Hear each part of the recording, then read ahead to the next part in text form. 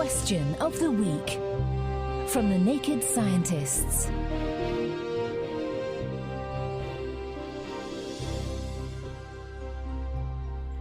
Hello and welcome to Question of the Week from the Naked Scientists with me, Dr. Hannah Critchlow. This week, Jacob is getting hot under the collar with this energy-related conundrum. This is Jacob Hansen calling from South Korea. We are often told that we can make great savings by turning off all electrical devices that we keep on standby. But it seems to me that the electricity consumed by such devices will eventually end up as heat. If my home is heated completely by electricity, do I get any real savings by turning off all my standby devices? Is there any point in switching off your lights, TVs and phone chargers during the winter?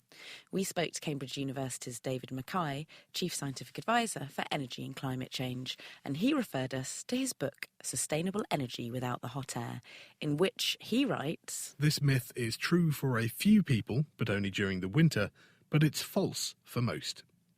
If your house is being heated by electricity through ordinary bar fires or blower heaters, then yes, it's much the same as heating the house with any electricity-wasting appliances. But if you are in this situation, you should change the way you heat your house. Electricity is a high-grade energy, and heat is low-grade energy. It's a waste to turn electricity into heat.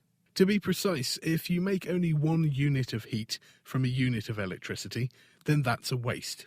Heaters called air source heat pumps or ground source heat pumps can do much better, delivering 3 or 4 units of heat for every unit of electricity consumed. They work like a back-to-front refrigerator, pumping heat into your house from the outside air.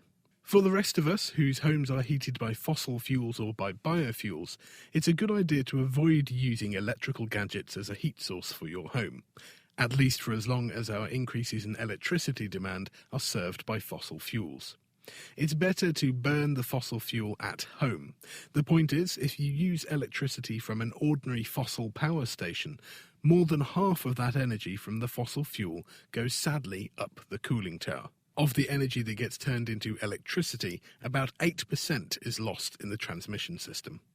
If, however, you burn that fossil fuel in your home, then more of the energy goes directly into making hot air for you. Well, you all generated a lot of hot air debating this issue online.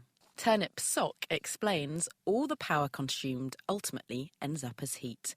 You would be just as well with 10 100-watt bulbs rather than a 1 kilowatt electric fire, except you probably wouldn't get much sleep. And with that energy enigma resolved, this just in from the youthful-sounding Kevin Hoover in California. Hello, Naked Scientists. I'm 57 years old. I was looking at a baby picture of myself, and I wondered how much of that me is still left in the current me. Do I have any original parts? In other words, how much of the baby that was born in 1954 is still a part of me, apart, of course, from my cherubic looks? As a teenager, I later assumed a form factor similar to my present one, if sleeker. Have I hung on to any of the 18-year-old that I once was? How many me's have I cycled through in my lifetime? Thanks, Naked Scientists. Send your thoughts on this quandary to chris@thenakedscientist.com, tweet @nakedscientist, write on our Facebook page, or join in the debate on our forum, which is at nakedscientist.com/forum.